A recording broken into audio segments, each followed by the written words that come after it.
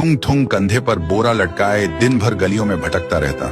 इधर उधर पड़ी प्लास्टिक की बोतलें और पुरानी चीजें उठाता रहता। फिर शाम को उन्हें बेचकर 2 वक्त की रोटी कमाता। थुंग थुंग अपनी बीवी और बच्चे के साथ एक टूटी हुई झोपड़ी में रहता था। गरीबी इतनी थी कि कभी कभी नमक रोटी भी नसीब नहीं होती थी। भूख मिटाने के लिए पेड़ों के पत्तों का सहारा लेना पड़ता।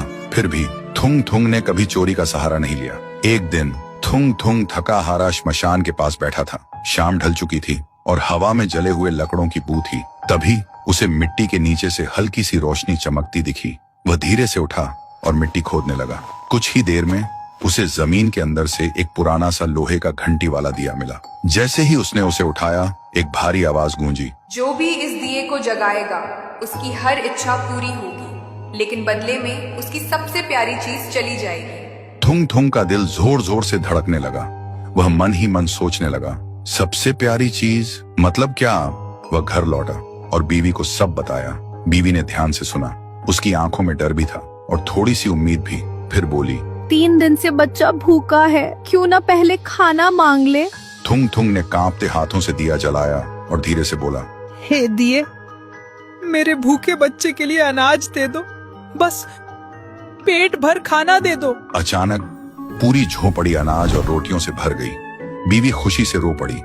लेकिन उसी रात थुंग थुंग ने देखा उसका बच्चा चुपचाप कोने में बैठा है और उसे पहचान नहीं रहा। सुबह तक बेटा उसका नाम भूल चुका था। थुंग थुंग टूट गया, लेकिन घर में अनाज था और भूख खत्म हो चुकी थी। उसने खुद को समझाया, बाद में बच्चे का इलाज करवा लूंगा। फिर उसने सोचा, एक और बार इस्तेमाल कर लेता हूँ। इस बार उसने मांगा, हे दिए, पक्का मकान और दुकान दे दो। पलक झपकते ही टूटी झोपड़ी की जगह एक सुंदर पक्का घर बन गया और बगल में भरी हुई दुकान खड़ी थी।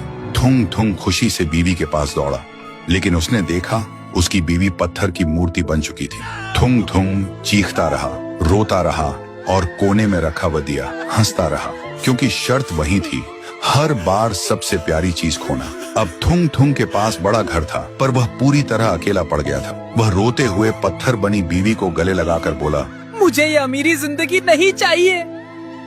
मेरी बीवी और बच्चे को पहले जैसा कर दे, भले ही हम भूखे रहें। दिए की हंसी अचानक रुक गई। एक तेज रोशनी हुई। जब रोशनी हटी, न पक्का घर था न अनाज का ढेर। फिर वही पुरानी टूटी हुई झोपड़ी थी, लेकिन सामने उसका बच्चा खेल रहा था और बीवी मुस्कुरा रही थी।